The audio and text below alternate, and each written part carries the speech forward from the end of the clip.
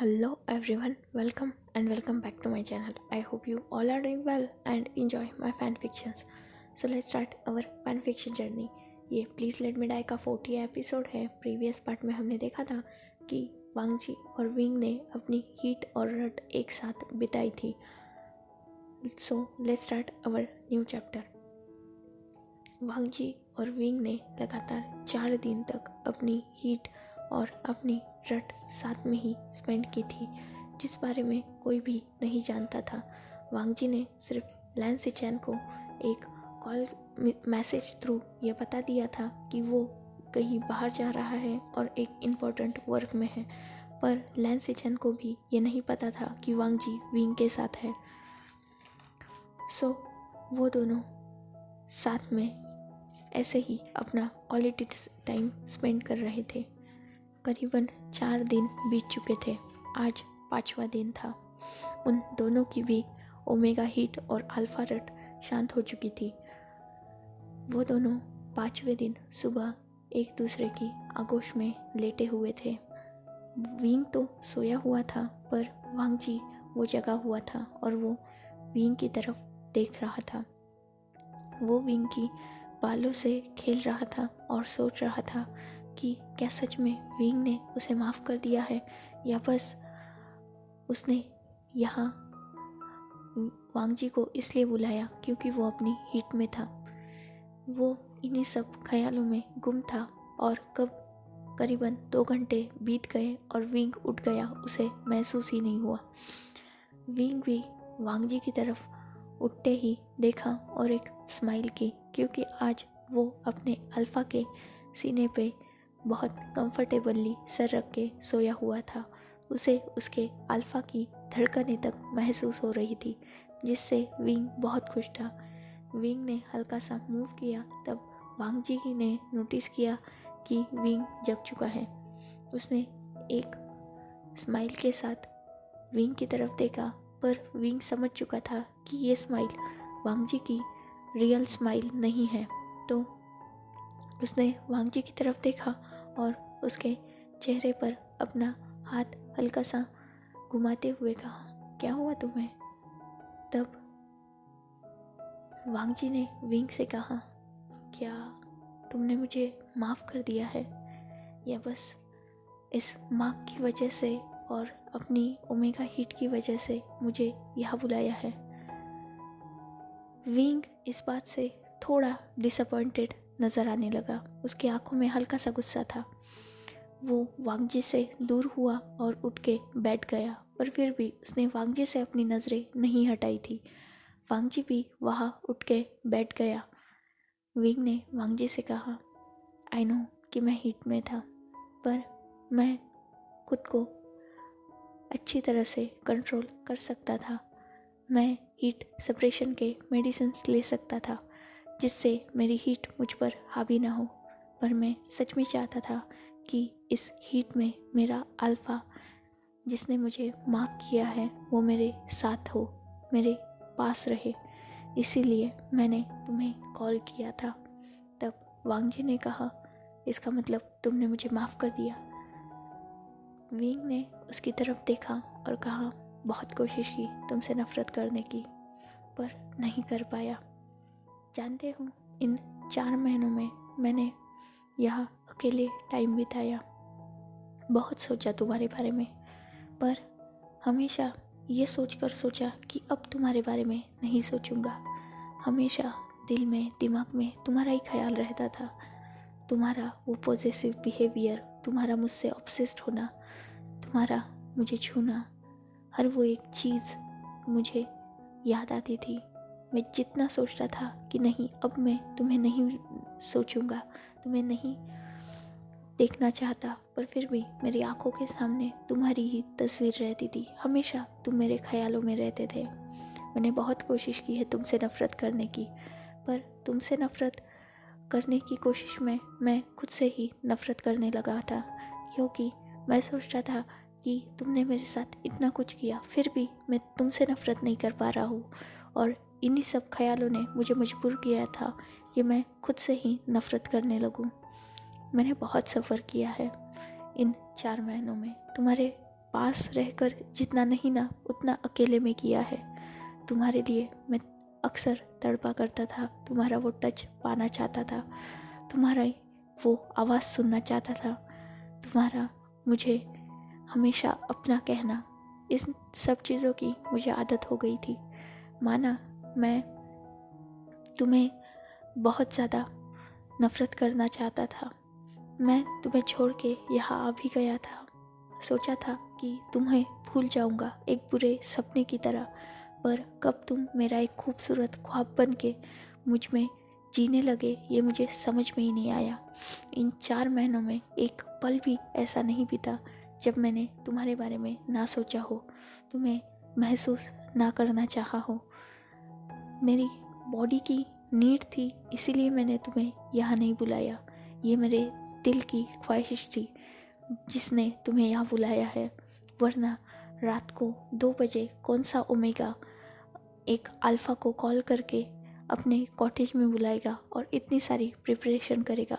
Obviously वो omega एक तो तुम्हें अपना मानता होगा या वो तुम्हारा ही होगा, और मेरी ये बॉडी तुमसे ही बिलोंग करती है। तो इस बार सोचा क्यों ना इस बॉडी को वो दे दूँ जो ये चाहती है। इसे अपना अल्फ़ा चाहिए था और मुझे मेरा वांगजी चाहिए था, जिससे ये दिल बहुत डीपली प्यार करने लगा है। सो अगर तुम्हें ये लगता है कि ये सिर्फ मेरी बॉडी की नीड थी, तो नहीं, ये मेरे दिल की नीड थी। वरना इस बॉडी को नीड को कंट्रोल करने के लिए मेरे पास बहुत सारे उपाय थे।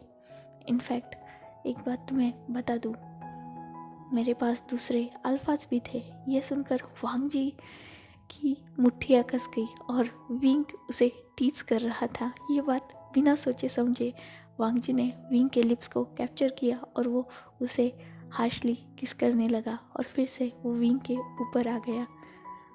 विंग ब्रेथलेस हो गया, इसलिए वो वांगजी के सीने पर टैप करने लगा, जिससे वांगजी ने उसे छोड़ दिया, पर वो अब उसके नेक पर किसेस कर रहा था। विंग को गुदगुदी हो रही थी। सो विंग ने कहा, प्लीज़ वांगजी अभी नहीं, प्लीज़, मैं बहुत थका हुआ हूँ, प्लीज़, मैं उठने की हालत में भी नहीं हूँ, और अगर तुमने अभी ये कंटिन्यू किया ना तो शायद मैं मर जाऊँगा, प्लीज़ छोड़ दो। ये सुनने की देर थी और वांगजी तुरंत विंग से दूर हो गया और उसने कहा, ऐसा कभी मत कहना, क्योंकि तुम्हें कुछ हो गया तो शायद मैं भी। तुम नहीं जानते विंग, मैंने ये दिन तुम्हारे बिना कैसे गुजारे हैं। मैं पागल हो गया था, पूरी तरह से पागल हो गया था। तब विंग ने वांगजी की तरफ देखा और जस्ट नोट किया, क्योंकि जानता था विंग कि वांगजी ने क्या क्या सफ़र किया है। विंग ही लैन सिचन के हाथों अपनी तस्वीरें वांगजी को भिजवाया करता था। मतलब लैन सिचन ने विंग को ये बता दिया था कि वांगजी उसके लिए बहुत ज़्यादा क्रेविंग करता है और उसने अपनी हालत बहुत ज़्यादा मिस करवा रखी है, जिस वजह से विंग ही वांगजी को अपनी वो तस्वीरें लैन सिचन के हाथों भिजवाया करता था ताकि वांगजी थोड़ा काम डाउन हो जाए। और विंग को जब वांगजी की हालत पता चली थी तो उसे दुख भी हुआ था, पर उससे भी ज़्यादा उसे खुशी थी कि जिस अल्फ़ा ने उसे मार्क किया था वो एक डोमिनेटेड अल्फ़ा होने के बावजूद सिर्फ उसके लिए ही वेट कर रहा है, क्योंकि सिचन ने विंग को ये भी बताया था कि वांगजी ने अपने रट के दौरान भी किसी और ओमेगा को अपने पास नहीं बुलाया आने दिया था।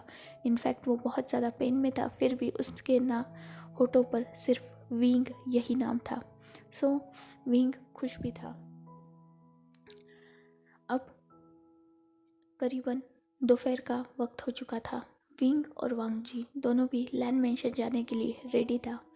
विंग तो नहीं जाना चाहता था, पर फिर भी वांगजी चाहता था, क्योंकि एक तो वो खुद 4 दिन से लैंड मेंशन से गायब था, और अब अगर वो घर नहीं जाता तो उसकी फैमिली को ऑब्वियसली उसकी टेंशन होती, क्योंकि वो जानता था कि इन 4 महीनों में उसकी फैमिली ने उससे भी ज़्यादा सफ़र किया है। जब वो उसे दुखी देखते थे तो उन पर भी क्या बीतती थी ये वांगजी समझ सकता था। सो उसने विंग से स्ट्रिक्टली कह दिया था कि वो आज ही जाएंगे। विंग की हालत चलने लायक तक नहीं थी, वो लड़खड़ा रहा था और अजीब वे में चल रहा था, जिस वजह से उसे खुद पे ही एम्बैरेसमेंट हो रही थी। अब उसकी हीट ख़त्म हो चुकी थी, जिस वजह से उसे अपनी वो सारी शेमलेस बातें याद आ रही थी, उसकी वो डिमांडिंग ट्यून और बाकी सारी शेमलेस टॉक जो इन 4 दिनों में उन दोनों ने की थी। सो विंग बहुत ज़्यादा एम्बैरेस था और वो जानता था कि अगर इस हालत में वो लैंड मेंशन जाएगा तो कोई और ना सही पर हुसैन उसे पकड़ ही लेगा। सो वो नहीं जाना चाहता था, पर फिर भी वांगजी ने उसे बहुत इंसिस्ट किया था, इनफैक्ट स्ट्रिक्टली कह दिया था कि वो आज ही जाएंगे। सो अब वो दोनों रेडी हो रहे थे। विंग ने टर्टल नेक टी शर्ट पहनी थी, जिस वजह से उसके हिकीज कवर हो जाए, और ऐसा हुआ भी था, पर फिर भी लिप्स पर वो कैसे वो कट मार्क्स छुपा सकता है, क्योंकि वांगजी ने बहुत सी बार उसके लिप्स पर भी बाइट किया था और उसके लिप्स की भी बहुत बुरी हालत थी। वो सॉलन थे और हल्के हल्के से रेड भी थे, क्योंकि ऑब्वियसली उनमें से ब्लड आया था। वांगजी ने इस कदर उस विंग को बाइट किया था। ऊपर से विंग के चिन पर और थोड़ा नीचे भी वांगजी के सकिंग और बाइटिंग निशान थे, जिस वजह से विंग बहुत ज़्यादा एम्बैरेस फील कर रहा था। पर फिर भी वांगजी के इतना कहने पर वो लैंड मेंशन जाने के लिए निकल चुका था। करीबन 2 घंटे बाद वो दोनों लैंड मेंशन के सामने थे। वांगजी और विंग ने कार में भी थोड़ा क्वालिटी टाइम स्पेंड तो किया था, पर वैसे नहीं, जस्ट टॉक, स्वीट टॉक। और वांगजी ने विंग को ये भी बता दिया था कि हुसैन प्रेग्नेंट है, 2 मंथ हुसैन प्रेग्नेंट था। सो विंग अब हुसैन से मिलने के लिए और भी ज़्यादा एक्साइटेड था, पर फिर भी उसे सबसे ज़्यादा डर भी हुसैन से ही लग रहा था, क्योंकि सिचन और कुरैन तो कुछ नहीं कहेंगे, पर हुसैन उसके लेग पुलिंग का एक भी मौका नहीं छोड़ेगा। सो वो हुसैन से कहीं ना कहीं मिलने से कतरा रहा था या डर रहा था। वो दोनों लैंड मेंशन पहुंच गए और आज सर्वेंट पूरी तरह से शॉक थे, क्योंकि वांगजी के चेहरे पे स्माइल थी और उसके साथ विंग था। सो एक सर्वेंट तो उन्हें देखकर ऑलमोस्ट चीखने ही लगी, जिस वजह से सिचैन, कुरैन और हुसैन तीनों भी बाहर आ चुके थे। वो तो तीनों जैसे ही नीचे आए, उन तीनों ने वांगजी और विंग को साथ में देखा। मोस्ट इम्पॉर्टेंट, विंग के चेहरे पर भी स्माइल थी, जिसे देखकर वो तीनों बहुत खुश हो गए थे। वो तीनों लगभग भागते हुए उन दोनों के पास आए और हुसैन वो तो लगभग दौड़ रहा था और उसने विंग को टाइटली हग कर लिया। विंग ने हुसैन से कहा, थोड़ा धीरे, क्या कर रहे हो, तुम प्रेग्नेंट हो। तब हुसैन ने विंग को टाइटली हग करते हुए कहा, तो वांगजी ने तुम्हें बता दिया। तब विंग ने उसे हग बैक करते हुए कहा, I am very happy for you. तब हुसैन ने जस्ट नोट किया और कहा, और मैं तुम्हारे लिए बहुत ज़्यादा खुश हूँ। मतलब क्या बात है, इस प्यारे से ओमेगा के चेहरे पर आज स्माइल है। बिलीव मी, मैं बहुत खुश हूँ तुम्हें ऐसे देखकर, और मोस्ट इम्पोर्टेंटली अपने सामने देखकर। विंग ने भी हुसैन को अभी भी हक करके रखा था और उसने जस्ट नोट किया। सिचैन और कुरैन भी भागते हुए उन दोनों के पास आए। आज कुरैन भी लगभग दौड़ रहे थे, वो दोनों भी बहुत खुश थे। सिचैन ने तुरंत हुसैन को विंग से दूर किया और उन्होंने विंग को हक कर लिया, जिससे हुसैन का थोड़ा सा मुंह बन गया, पर फिर भी वो खुश था। सिचैन ने विंग को हक किया और कहा, क्या तुम सच में यहाँ हो? क्या तुमने वांगजी को माफ़ कर दिया? विंग ने सिचैन को हल्का सा अपने से दूर किया और जस्ट नोट किया। तब कुरैन आगे आए और उन्होंने विंग के हाथ को पकड़ा और अपनी तरफ किया। विंग ने उनके तरफ भी एक स्माइल के साथ देखा। कुरैन ने विंग के चेहरे पर हाथ रखा और कहा, क्या तुम यहाँ अपनी मर्जी से आए हो, या इसने फिर से तुम्हें फोर्स किया है, या तुम्हें उठा के लाया है? इससे वांगजी का मुंह बन गया और सिचैन और हुसैन दोनों भी विंग की तरफ देखने लगे। विंग ने एक ब्राइट स्माइल के साथ कहा, नहीं अंकल, मैं खुद आया हूँ। इनफैक्ट मैंने ही वांग जी को कॉल किया था ताकि वो मुझे पिक करने आ सके। इसे सुनकर कुरन भी बहुत खुश हो गए और उन्होंने भी विंग को टाइटली हग कर लिया। फाइनली फैमिली हग होने के बाद वो तीनों भी जाकर लिविंग हॉल के काउच पर बैठ गए। सर्वेंट्स ने उन सबको पानी, टी जो भी था वो सर्व किया और वो एक दूसरे से बात करने लगे। तब सिचन ने फिर से विंग की तरफ देखा और कहा, विंग, आर यू श्योर ना कि तुम इसके साथ अपनी मर्जी से आए हो, या इसने फिर से तुम्हें मजबूर किया है, कोई कॉन्ट्रैक्ट वगैरह, और ये तुम्हें फिर से। तब विंग ने बीच में ही बात काटते हुए कहा, नहीं ग, ऐसा बिल्कुल नहीं है। मैंने कहा ना, मैंने खुद ही इसे बुलाया था और इसमें पूरी तरह से मेरी मर्जी थी। मैं खुद वांग जी को एक सेकंड चांस देना चाहता था। सिचन ने एक बार वांग जी की तरफ देखा और वो फिर से विंग की तरफ देखने लग गए। विंग समझ गया था, सो वो अपनी जगह से उठा और सिचन और हुसैन के बीच में जो खाली स्पेस थी वहाँ जाके बैठ गया। उसने सिचन का और हुसैन का एक एक हाथ पकड़ा और उन्हें अश्योर करते हुए कहा, ग, इसमें पूरी तरह से मेरी मर्जी थी। बिलीव मी, उसने मुझे कोई भी किसी भी तरह से टॉर्चर या मजबूर नहीं किया है और मैंने खुद उसे बुलाया था। ग, आपने मुझसे कहा था ना कि अपनी खुशियों को एक मौका देके देखना। मैं अभी वही कर रहा हूँ। मैंने बहुत कोशिश की है इससे नफरत करने की, बट मैं ऐसा नहीं कर पाया और अब मैं सच में इसे एक चांस देना चाहता हूँ। सिचन ने विंग को तुरंत वैसे ही हक करते हुए, मतलब साइड हक करते हुए कहा, I am so happy for you also and Wang ji also. तब विंग ने भी एक स्माइल के साथ सिचन को वैसे ही साइड हक बैक किया और हुसैन ने भी विंग को हक कर लिया था और कहा, मैं तुम दोनों के लिए बहुत खुश हूँ। सच में हम दोनों को अब एक साथ रहेंगे, बहुत मज़ा आएगा। इसे सोचते हुए ही हुसैन स्माइल कर रहा था, पर हुसैन तो उसकी नॉटी नज़रों से विंग कैसे बचता। हुसैन ने अपना अचानक एक हाथ विंग के होठों पर रख दिया और वो उन्हें हल्के से प्रेस किया, जिससे विंग ने तुरंत आउट किया। तो हुसैन विंग की तरफ स्माइल से देखने लगा और विंग, उसका चेहरा एम्बैरेसमेंट से नीचे हो गया था। सिचन भी हुसैन की ये हरकतें देख रहे थे और उनकी नज़र भी विंग के होठों पर थी। सो वो भी सब समझ गए थे।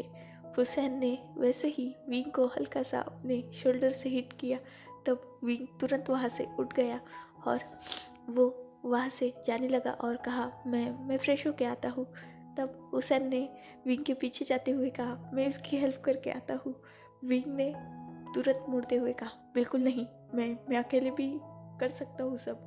तब हुसैन ने कहा, हाँ, तुम एक्चुअली भूल गए होंगे ना कि वांग जी का रूम कहाँ है। चलो मैं बता देता हूँ ना। इतना बोलकर वो भी विंग के साथ ज़बरदस्ती ही विंग को ही खींच के लेके जाने लगा। वांग जी के चेहरे पर स्माइल थी। सिचन और कुरन भी मुस्कुरा रहे थे। सिचन ने वांग जी की तरफ देखा और कहा, मुझे तुमसे बात करनी है। वांग जी ने जस्ट नोट किया और वो दोनों उठकर साइड में गार्डन एरिया में आ गए। अब हुसैन और विंग साथ में थे और सिचन और वांग जी साथ में थे। सिचन ने वांग जी की तरफ देखा और कहा, आई एम श्योर कि अगर तुमने इस बार कोई गड़बड़ नहीं की और विंग ने तुम्हें एक चांस दिया है तो तुम उसका अच्छे से यूज करोगे और विंग को कोई भी तकलीफ नहीं होने दोगे। वांग जी ने सिचन की तरफ देखा, जिनका फेस अब पूरी तरह से सीरियस था। मतलब वांग जी समझ चुका था कि सिचन किसी भी तरह से जोक के मूड में नहीं है। सो उसने भी नोट किया और कहा, भाई, इस बार मैं अपने ओमेगा को कहीं भी नहीं जाने दूंगा। तब सिचन ने कहा, वांग जी, आई होप कि तुम अपने इस ऑब्सेशंस पर भी थोड़ा सा कंट्रोल करोगे और विंग से कोई भी ज्यादती नहीं करोगे। वांग जी ने सिचन की तरफ देखा और कहा, भाई, मैं पूरी तरह से अपने आप को कंट्रोल करूँगा और डोंट वरी, मैं इसके बाद विंग को कभी भी ये फील नहीं होने दूंगा कि मैं उसे कैप्चर करके या ज़बरदस्ती यहाँ रखना चाहता हूँ। मैं उससे बहुत प्यार करता हूँ भाई, और उसका मुझे ये चांस देना मेरे लिए बहुत ज़्यादा इम्पोर्टेंट था। मैं आज बहुत खुश हूँ भाई, और मैं विंग को भी उतना ही खुश रखूँगा, डोंट वरी। मैंने सच में विंग को कोई थ्रेट नहीं दिया, ना ही उसे यहाँ ज़बरदस्ती लाया हूँ। तब सिचन ने वांग जी की तरफ देखा और कहा, ये मैं समझ चुका हूँ। उसकी आँखों में वो खुशी नज़र आ रही है। सो मैं समझ चुका हूँ कि विंग यहाँ अपनी मर्ज़ी से आया है। पर तुम उस दिन अचानक रात को मतलब कैसे गायब हुए? क्योंकि मुझे वॉचमैन ने बताया कि तुम बहुत हड़बड़ी में निकले। तब वांग जी ने हल्का सा शाइली नोट किया और कहा, मैं बहुत जल्दबाजी में निकला था। तब सिचन ने कहा, क्यों, मतलब इतनी रात को अचानक? तब वांग जी ने शाइली अपनी फिंगर के साथ खेलते हुए कहा, वो एक्चुअली विंग हीट में। तब सिचन के चेहरे पर स्माइल आ गई और वो पूरी बात समझ गए। वांग जी इतना ही बोल पाया और वो चुप हो गया। सिचन ने वांग जी के फेस को पकड़ा और हल्का सा ऊपर किया। अब वांग जी सिचन की आंखों में देख रहा था, पर फिर भी वो आंखें चुरा रहा था। सिचन ने स्माइल के साथ वांग जी को टाइटली हग किया और कहा, सच में मैं बहुत खुश हूँ तुम दोनों के लिए। आई एम ग्लैड कि फाइनली ये सब ठीक हो गया। अब विंग का ख्याल रखना। वांग जी ने भी जस्ट नोट किया, और दूसरी तरफ विंग की हालत पूरी तरह से ख़राब थी, क्योंकि हुसैन उसे इतने शेमलेसली बातें पूछ रहा था कि विंग को विश्वास नहीं हो रहा था। हुसैन ने विंग से पूछा, तुमने कहा नीचे कि तुमने उसे बुलाया है, वो भी जहाँ तक मुझे पता है वांग जी रात को ही निकला था। सो इतनी रात को तुम्हें अपने अल्फा की ज़रूरत क्यों पड़ी? विंग बहुत एम्बैरेस था। उसने सिचन के शोल्डर पर हिट करते हुए कहा, तुम कभी नहीं सुधरने वाले। तब हुसैन ने हल्के से नाटक करते हुए आउच कहा और कहा, बताओ ना, तुमने क्यों बुलाया अपने अल्फा को इतनी रात को? विंग ने हुसैन की तरफ देखा और वो नीचे देखने लगा और अपनी कांपती आवाज़ में कहा, वो एक्चुअली मैं हीट। हुसैन जोर जोर से हंसने लगा और कहा, मुझे लगा ही था, मुझे पता ही था, तुम इतने सिंपल नहीं हो। तुम जितने दिखते हो ना, उससे कहीं ज़्यादा चालाक हो। विंग ने हुसैन की तरफ देखा और कहा, क्या मतलब? तब हुसैन ने स्माइल करते हुए कहा, मतलब कम ऑन, तुम्हारा अल्फा ऑलरेडी तुम्हारे लिए इतना पागल है और तुमने उसे अपनी हीट में बुलाया। वो तो पूरी तरह से जानवर बन चुका होगा, इसलिए तो तुमने अपनी नेक को ढक के रखा है। Can I am? विंग का पूरा चेहरा टमाटर की तरह लाल हो चुका था और वो हुसैन को नजरें तक नहीं मिला रहा था। विंग नीचे देख रहा था। हुसैन ने कहा, कम ऑन, बताओ भी क्या? वांग जी बहुत ज़्यादा हुसैन ने विंग ने हुसैन की तरफ देखा और कहा, यू शेमलेस, तुम सुधर जाओ, निकलो यहाँ से, मेरे रूम से बाहर जाओ। तब हुसैन ने अपने लिप्स को पाउट किया और कहा, तुम एक प्रेग्नेंट ओमेगा को अपने रूम से बाहर भेज रहे हो? वो ओमेगा तुम्हारा दोस्त है। तब विंग ने हुसैन की तरफ देखा और कहा, बच्चा है तुम्हारे अंदर, ऐसी शेमलेस बातें कर रहे हो, उस पर असर होगा। तब हुसैन ने कहा, तो क्या हुआ, वो भी तो क्यूट होना चाहिए। तब विंग ने हुसैन की तरफ देखा और कहा, इन सब बातों को सुनकर वो क्यूट नहीं शेमलेस होगा, बिल्कुल तुम्हारी तरह, यू परवर्ट ओमेगा। तब हुसैन ने कहा, हाँ वैसे भी जो सिचन मेरे साथ करते हैं उससे ये तो कम ही। तब विंग ने तुरंत अपने कानों पर हाथ रख दिया और कहा, तुम निकलो यहाँ से और मेरे रूम में आना मत इसके बाद। इतना बोलकर वो हुसैन को लगभग धक्के मारते हुए अपने रूम से निकालने लगा। हुसैन ने स्माइल किया और उसने विंग का हाथ हल्का सा होल्ड किया। विंग ने हुसैन की तरफ देखा। अब तक जो फेस नॉटी वे से भरा हुआ था, अब उस फेस में सीरियसनेस ने। हुसैन ने विंग की तरफ सीरियसली देखते हुए कहा, क्या तुम सच में खुश हो ना, या बस अपनी हीट? तब विंग ने तुरंत हुसैन की बात काटते हुए कहा, मैंने बहुत सोचा है इन सब चीज़ों के बारे में, और बिलीव मी, ये मेरी हीट का नहीं, वांग जी के प्यार का असर है। मैं सच में उसे प्यार करता हूँ। ये सब मैंने हीट की में था इसीलिए नहीं किया। मैं सच में उसे सेकंड चांस देना चाहता हूँ। हुसैन ने विंग को टाइटली हग किया और कहा, I am so happy for you. मैं बहुत खुश हूँ तुम दोनों के लिए, और बिलीव मी, वांग जी अब तुम्हें हर्ट नहीं करेगा, क्योंकि मैंने और हम सब ने उसे तुम्हारे लिए तड़पते हुए देखा है। इन 4 महीनों में उसने खुद की हालत बहुत ही बदतर बना ली थी। मुझे नहीं लगता कि वो अब तुम्हें हर्ट भी करेगा। विंग ने जस्ट नोट किया। तब हुसैन ने कहा, और अगर वो तुम्हें हर्ट करेगा भी तो बेड पे तो ये सब। विंग ने लगभग हुसैन को अपने रूम से बाहर धक्का देते हुए कहा, तुम कभी नहीं सुधरने वाले, जाओ यहाँ से। इतना बोलकर उसने हुसैन के ही मुंह पर डोर बंद कर दिया।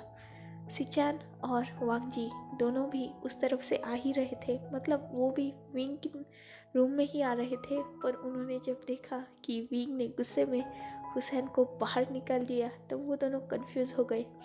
पर फिर भी वो दोनों हुसैन के पास आए और कंफ्यूजिंग लुक से हुसैन को देखने लगे। तब हुसैन ने वांग जी की तरफ देखा और कहा, तुम्हारा ओमेगा कितने ज़्यादा टेंट्रम्स थ्रो करता है, मुझे कुछ पता तो नहीं रहा, ऊपर से मुझे रूम से बाहर निकाल दिया। ये सुनकर सिचान और वांग जी दोनों के भी गाल पूरी तरह से लाल हो चुके थे। सिचान ने हुसैन का हाथ पकड़ा और कहा, तुम कभी नहीं सुधरने वाले। इतना बोलकर वो लगभग वांग जी के सामने से हुसैन को खींचते हुए लेके गए। और दूसरी तरफ विंग, वो बेचारा तो शर्म के मारे अपना फेस तक नहीं उठा रहा था। वांग जी ने विंग के रूम पर नॉक किया और कहा, विंग ओपन करो, मैं हूँ। तब विंग ने कहा, कोई ज़रूरत नहीं किसी को अंदर आने की, बाहर ही रहो सब, मुझसे दूर रहो। तब वांग जी शॉक हो गया और उसने विंग को कहा, विंग मैं हूँ, प्लीज़ ओपन करो डोर को। और हुसैन चला गया है। विंग ने डोर को ओपन कर दिया क्योंकि उसने सुना था कि हुसैन चला गया है। वांग जी अंदर आ गया और उसने तुरंत डोर को लॉक कर दिया और वो विंग को किस करने लगा। विंग ने वांग जी के शोल्डर पर हिट किया और उसे अपने आप से दूर किया और कहा, यू पॉवर्ड अल्फा, तुम नहीं सुधरने वाले। तुमने मेरा जो हाल किया है ना, वो हुसैन मुझे कितना टीच कर रहा था पता है तुम्हें? तुम्हें क्या ज़रूरत है मुझे बाइट करने की? मैं क्या तुम्हें कोई फूड लगता हूँ तुम्हारा? तब वांग जी ने विंग के नेक के अराउंड अपने हाथों को ग्रैब करते हुए कहा, सबसे डिलीशियस मील, तुम जानते हो तुम कितने ज़्यादा यमी हो। ये सुनकर विंग के दोनों गाल लाल हो गए और उसने वांग जी को हल्का सा पीछे हिट किया, पीछे पुश किया वांग, और वो बाथरूम की तरफ भाग गया। ऐसे ही दिन बीत रहे थे। विंग को इन दिनों में बहुत कुछ पता चला था, जैसे वेन चाओ और वेन रोहान के बारे में। वेन चाओ को वांग जी ने अपने पावर्स थ्रू गायब करवा दिया था और वेन रोहान, उसकी पूरी कॉरपोरेशन लगभग डूबने के कगार में थी। वेन रोहान पूरी तरह से बैंकरप्ट हो चुका था और उसका बेटा तो गायब था, जिस वजह से वो ऑलरेडी टेंशन में था। जियांग चैंग ने वेन किंग से एंगेजमेंट कर ली थी और उनकी बहुत जल्द शादी होने वाली थी। एक्चुअली जियांग फैंगमियन के ट्रीटमेंट के लिए वेन चिंग को अपॉइंट किया गया था और उन दोनों को प्यार हो गया और अब उनकी एंगेजमेंट हो चुकी थी और बहुत जल्द वो दोनों शादी भी करने वाले थे। जियांग यानली और जिन जिशन का एक छोटा बेबी था और वो अपनी मैरिड लाइफ में खुश थे। वहीं विंग ने वांग जी को ये भी बताया था कि वेन रोहान विंग का ब्लड ग्रुप नहीं रखता, मतलब वेन रोहान का वो ब्लड नहीं है, क्योंकि चाइना में 2 ही पर्सन थे, एक तो विंग था और दूसरा मो शियानयू नाम का एक आदमी था जिसका वो ब्लड था। और विंग ने इनफैक्ट एक बार उसे ब्लड डोनेट भी किया था, जिस वजह से उसकी ज़्यादा नहीं पर हाँ नॉर्मली मो शियान्यू से दोस्ती मतलब पहचान थी। सो वांग जी ने भी इस बात को इन्वेस्टिगेट किया था और उसे पता चला था कि वेन रोहान ने उन सबको ट्रिक किया और खुद के नाम पर मो शियान्यू का ब्लड ही विंग को डोनेट करवाया गया था। मो शियान्यू वेननिंग का मतलब वेन किंग के भाई का फियोन्सी था और वो दोनों बहुत पहले से ही रिलेशनशिप में थे। वेननिंग को और वेन किंग को वांग जी और विंग दोनों बहुत अच्छी तरह से जानते थे। एज ऑब्वियस अगर पिछले चैप्टर सुने होंगे तो पता होगा कैसे जानते थे। सो सबकी लाइफ सेट थी। सिचन और हुसैन का बच्चा होने वाला था और वीन वांग जी भी अपनी लाइफ में बैक हो रहे थे। वो दोनों खुश थे और इन सब को देखकर कुरैन तो हैप्पी ही थे अपनी फैमिली के साथ। ऐसे ही दिन बीत रहे थे और जियांग चैंग को पता चला कि विंग वापस आ चुका है। ये बात जब जियांग चैंग को पता चली थी वो बहुत खुश हो गया था। इनफैक्ट उसने विंग से मिलने की बहुत बार कोशिश की थी, पर विंग ने ये डिसाइड कर रखा था कि वो हुसैन की इन दिनों में केयर करेगा और वो खुद भी हुसैन के साथ और चिरन के साथ टाइम स्पेंड करना चाहता था। सो उसने बिजनेस के काम में इंटरफेयर करना छोड़ दिया था और अब वो सिर्फ हुसैन की और कुरैन की केयर करता था और वो दोनों भी उससे बहुत प्यार करते थे। सो विंग वांग जी के अलावा घर से बाहर जाता ही नहीं था और सिंपली वो दोनों घर से बाहर जाते ही नहीं थे, जिस वजह से जियांग चैंग लैंड मेंशन में तो विंग से मिलने नहीं आ सकता था। उसने 2-3 बार कोशिश की थी पर गार्ड्स ने उसे दूर से ही भगा दिया था, इंटर नहीं करने दिया था और ये वांग जी का ऑर्डर था। जियांग चैंग वांग जी और सिचन से मिलने की कोशिश भी कर चुका था पर उन दोनों ने भी विंग से उसे मिलाने से साफ मना कर दिया था, क्योंकि विंग अभी भी नाइटमेयर देखता था उन सब चीज़ों के और वो कभी कभी बहुत डर जाता था, जिस वजह से वांग जी जानता था कि विंग ने जियांग चैंग को बिल्कुल माफ़ नहीं किया है और वो विंग को और ट्रॉमा में नहीं देखना चाहता था, जिस वजह से वो जियांग चैंग को विंग से दूर ही रखना सही समझता था। सिचन ने कोशिश की थी वांग जी को समझाने की, पर जब नाइटमेयर की बात सिचन को पता चली तब वो खुद ही चैंग से विंग को दूर रखने लगे और वो भी चैंग को इग्नोर करने लगे। यानली ने भी कोशिश की थी पर उसे भी कोई भी फायदा नहीं हुआ। एक बार तो जिनजुशन भी ट्राई कर चुका था पर एज ऑब्वियस वांग जी और सिचन बहुत जिद्दी थे, तो उन्होंने उन तीनों को भी विंग से दूर ही रखा था। एक दिन ऐसे ही जब सिचन और वांग जी दोनों भी अपनी कॉपरेशन में थे तब हुसैन ने अचानक कहा कि उसे बेबी के लिए कुछ चीज़ें बाय करनी है, तो वो दोनों मॉल में गए थे। ये बात जैसे ही चैंग को पता चली वो लगभग भागते हुए यानली को लेकर वहाँ आया था। वो वहाँ विंग के लिए ही आया था क्योंकि लैंड मेंशन के बाहर जियांग चैंग ने एक पर्सन को अपॉइंट कर रखा था, जिससे अगर विंग कभी भी अकेले बाहर निकले तो वो चैंग को बता सके। तो चैंग को उसके थ्रू ही पता चला था कि विंग बाहर आया है, तो ये मौका वो छोड़ना नहीं चाहता था और वो लगभग भागते हुए विंग से मिलने गया था। सेम एज यानली को भी जियांग चैंग अपने साथ लेके गया था, क्योंकि चैंग जानता था कि उससे नहीं पर यानली से विंग नफरत नहीं करेगा। वो दोनों मतलब हुसैन और विंग शॉपिंग मॉल में कपड़े, कुछ चीज़ें जो बेबी के लिए इम्पोर्टेंट होती है वो सब परचेस कर ही रहे थे कि अचानक एक जगह चैंग उनसे टकरा गया। विंग उसे देखकर पूरी तरह से शॉक हो चुका था। इनफैक्ट उसके हाथ में जो हुसैन का हाथ था उस पर विंग ने बहुत टाइटली अपनी पकड़ बना ली थी।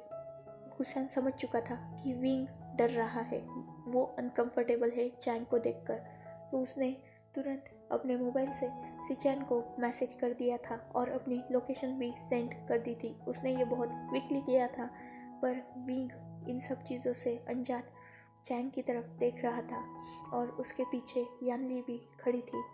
चैंग ने कुछ पल विंग को देखा और वो भागते हुए विंग के पास आया और उसने टाइटली विंग को हग कर लिया। विंग ने कुछ भी नहीं कहा, पर वो वहाँ एक पत्थर की मूर्त की तरह खड़ा था। उसने जरा भी मूवमेंट भी नहीं किया। पता नहीं कैसे, पर विंग के आंखों में से एक आंसू की बूंद नीचे गिर गई। वो अनकॉन्शियसली ही रो रहा था। विंग को दर्द होने लगा था अपने दिल में। चैंग को देखकर उसे वो सारी बातें याद आ रही थी। विंग ने चैंग के बारे में भी वांगजी से एक बार पूछने की कोशिश की थी और वांगजी ने विंग को सब कुछ बता दिया था। उसने विंग को ये भी बता दिया था कि चैंग ने क्यों उसे शूट किया। इनफैक्ट विंग को अब सब कुछ पता था ऑलरेडी, सब कुछ वो जानता था। उसे ये भी पता चल चुका था कि मैडम यू की सच्चाई भी सबके सामने आ चुकी है। फिर भी विंग चैंग को माफ नहीं करना चाहता था। वो वही खड़ा था और उसने ना चैंग को हग बैक किया, ना वो अपनी जगह से हिला। यानली भी पीछे से आई और उसने आशियन कह के विंग के शोल्डर पर हाथ रखा। ये विंग के लिए बहुत अनएक्सपेक्टेड था। वो चैंग को देखना ही नहीं चाहता था, ना वो यानली से मिलना चाहता था। वो तो बस अपनी लाइफ में खुश रहना चाहता था और उन्हें अपनी लाइफ में खुश रहने देना चाहता था। इसीलिए तो इतने दिन होने के बाद भी और लैंड मेंशन आज़ाद होने के बाद भी ना विंग ने चैंग से मिलने की कोशिश की थी, ना यानली से। इनफैक्ट उसने सिचन की हेल्प लेकर अपने आप को हाइड करके रखा था। चैंग ने विंग को हक करते हुए कहा, मैंने तुम्हें बहुत मिस किया, मैंने तुम्हें बहुत ढूंढा, पर वांगजी वो तुम्हें मुझसे मिलने ही नहीं दे रहा था। मैं अपनी गलतियों के लिए बहुत रिग्रेट कर रहा हूँ। आई एम रियली सॉरी, मुझे प्लीज़ माफ़ कर दो, प्लीज़ मुझे माफ़ कर दो। ये बातें सब चैंग एक ही सांस में विंग से कह रहा था, पर विंग उसकी आंखों में सिर्फ आंसू थे, कोई इमोशन नहीं था। वो आंसू भी शायद आखिरी बचे हुए थे जो सिर्फ जियांग फैमिली के लिए ही उसने संभाल के रखे हुए थे, जो उसकी आंखों से अब उसकी इजाज़त के बिना ही गिर रहे थे। वो कब से हक करके ऐसे ही खड़े थे ये बात पता नहीं, पर कुछ देर बाद हुसैन ने चैंग को विंग से दूर किया, क्योंकि हुसैन समझ चुका था कि विंग चैंग के साथ कंफर्टेबल नहीं है। सो उसने एक झटके के साथ चैंग को दूर किया और विंग को अपने पीछे किया और कहा, आप लोगों को यहाँ नहीं आना चाहिए था, विंग आप लोगों से मिलना नहीं चाहता, चले जाइए यहाँ से। तब चैंग ने हुसैन की तरफ गुस्से से देखा और कहा, वो मेरा भाई है, सो मेरा उस पर पूरा हक है, साइड को हो, तुम होते कौन हो हम दोनों के बीच बोलने वाले। विंग कुछ भी नहीं कह रहा था, वो अभी भी चैंग की तरफ देख रहा था। हुसैन ने और भी सिक्योरली विंग को अपने पीछे किया और कहा, मैं विंग का बड़ा भाई हूँ और उस पर मेरा पूरा हक है। अगर मेरा छोटा भाई तुम्हारे साथ कंफर्टेबल नहीं है तो तुम उसे ना छू सकते हो, ना उसकी तरफ देख सकते हो, ना उससे मिल भी सकते हो। सो उससे दूर रहो। और तुम्हें वांगजी ने कहा है ना विंग से दूर रहने के लिए, तुम्हें सीधी बात समझ में नहीं आती। चैंग तो एज ऑब्वियस गुस्से ही था, तो उसने नी हुसैन के आंखों में देखते हुए कहा, वो मेरा भाई है। मैंने कहा, हटो बीच में से। विंग कुछ भी ये सब उसका ध्यान ही नहीं था, वो बस अपनी ही ख्यालों में खोया हुआ था, जिस वजह से उसने ना हुसैन को रोका ना चैंग को। अभी उन दोनों की लड़ाई चल ही रही थी कि चैंग के फेस पर एक जोरदार पंच आया। ये पंच किसी और का नहीं, वांगजी का था। और सिचन ने भी हुसैन के साथ विंग को अच्छी तरह से कवर कर दिया। मतलब हुसैन और सिचन दोनों भी विंग को संभाल रहे थे और वांगजी ने चैंग की तरफ देखा, जो अभी उसकी पंच की वजह से नीचे फ्लोर पर गिरा हुआ था, और गुस्से में कहा, मैंने कहा था ना तुमसे विंग से दूर रहने के लिए, तुम्हें नॉर्मल बात समझ में नहीं आती। चैंग ने वांगजी की तरफ गुस्से से देखा और कहा, वांगजी वो मेरा भाई है, तुम्हें समझ में नहीं आता। मैं उस पर हक रखता हूँ और मैं भी उससे मिल सकता हूँ। सो तुम में से कोई भी मुझे उससे मिलने से रोक नहीं सकता। पर मैं श्योर हूँ कि तुमने फिर से उसे कैद करके रखा होगा, या तो तुमने उसे मजबूर किया होगा किसी बात पर फिर से, जिस वजह से वो तुम्हारे साथ है। पर अब ऐसा नहीं होगा, वो मेरे साथ रहेगा, वो मेरा भाई है, और इसके लिए मुझे अगर तुमसे लड़ना भी पड़े ना तो मैं लड़ूंगा। वांग जी चैंग के सामने आया। उसके चेहरे पर अब गुस्सा नहीं था, स्माइल थी। उसने सिचैन और हुसैन की तरफ देखा और हल्के से इशारा किया। विंग उन दोनों के बीच में खड़ा था, मतलब एक तरफ से सिचैन ने उसे पकड़ रखा था और दूसरी तरफ से हुसैन ने। तो उन दोनों ने विंग को हल्का सा छोड़ दिया, पर विंग अपने होश में आया और उसने तुरंत उन दोनों को टाइटली पकड़ लिया। मतलब अब तक हुसैन और सिचैन का हाथ विंग के गले में था और वो उसे कंफर्ट कर रहे थे।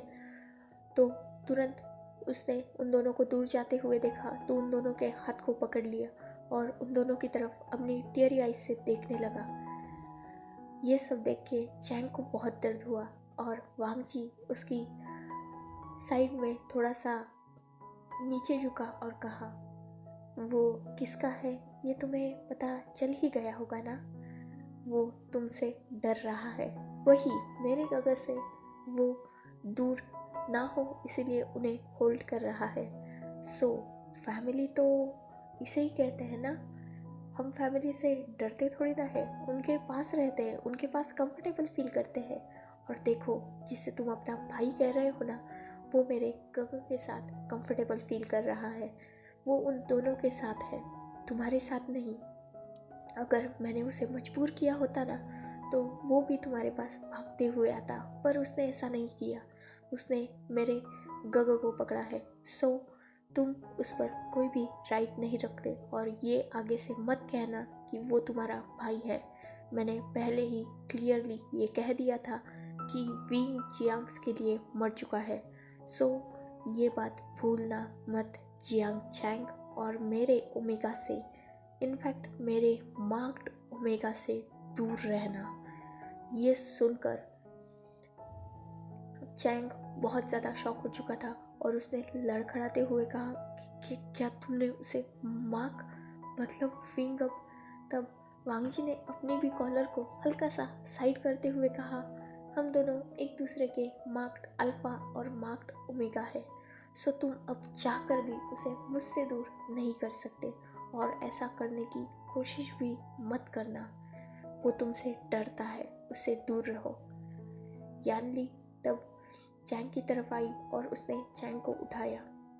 वांग जी भी अब स्ट्रेट खड़ा हो चुका था। यानली ने चैंग की तरफ देखा और वांग जी की तरफ भी देखा और वो विंग की तरफ बढ़ने लगी। फिर भी हुसैन और सिचैन ने विंग को टाइटली होल्ड कर लिया था और वो विंग को पीछे करने ही वाले थे। तब विंग ही हल्का सा एक कदम आगे मूव हुआ। तब उन दोनों ने उसे छोड़ दिया क्योंकि वो दोनों विंग पर कोई भी ज़बरदस्ती नहीं करना चाहते थे। विंग ने यानली की तरफ देखा। यानली जैसे ही विंग को हक करने के लिए आगे बढ़ी, विंग तुरंत पीछे हो गया। तब यानली भी अपनी जगह रुक गई क्योंकि यानली विंग से बहुत प्यार करती थी और विंग भी यानली से बहुत प्यार करता था। पर आज जब यानली हक करने के लिए आगे बढ़ी और विंग पीछे हुआ तो यानली भी बहुत दुखी हुई। उसने विंग की तरफ देखा और विंग ने एक स्माइल के साथ कहा, एक्चुअली ये लोग मेरी फैमिली है। और उसने वांग जी की तरफ पॉइंट करते हुए कहा, वो मेरा अल्फा है और ये दोनों मेरे गगर है। मैं इन सब से बहुत प्यार करता हूँ और मैं इनके साथ रहना चाहता हूँ और हो सके तो मुझे माफ़ कर दीजिएगा, बट मैं अब जियांग से कोई भी कांटेक्ट नहीं रखना चाहता। यानली का दिल टूट गया और उसने कहा, मैं अब जियांग नहीं हूँ, मैं जिन हूँ, मैं जिन यानली हूँ। तो क्या तुम मुझसे भी?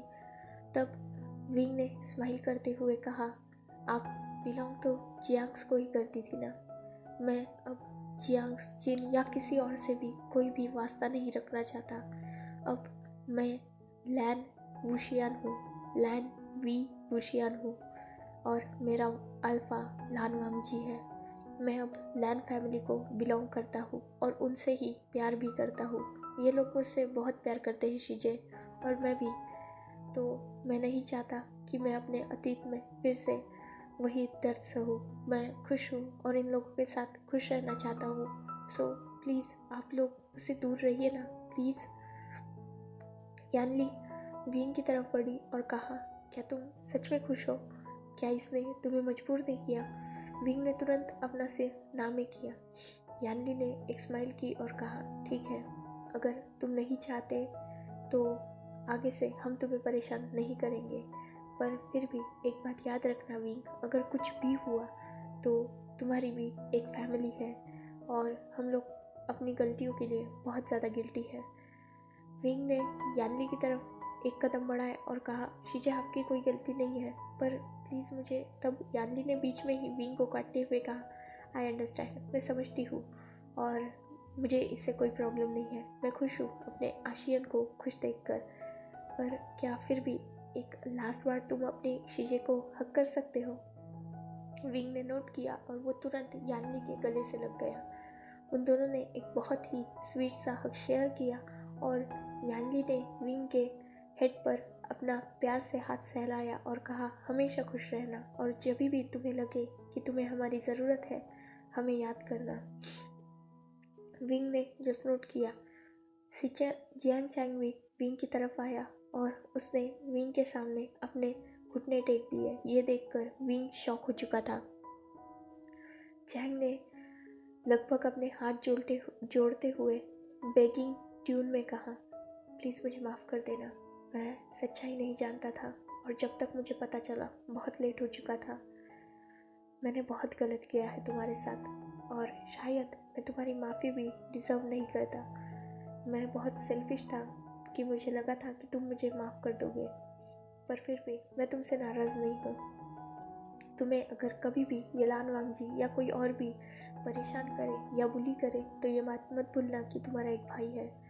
भले ही मैंने शायद अपने बड़े भाई होने का कोई भी अभी तक काम नहीं किया और शायद मैं वो हक भी खो चुका हूँ, पर फिर भी मैं तुमसे बहुत प्यार करता हूँ और मैं अपनी गलतियों के लिए बहुत गिल्टी हूँ। नेक्स्ट मंथ मेरी शादी है, अगर मुझे माफ़ कर सको तो प्लीज़ मेरी खुशियों में शामिल होने आ जाना, मैं तुम्हारा इंतज़ार करूँगा।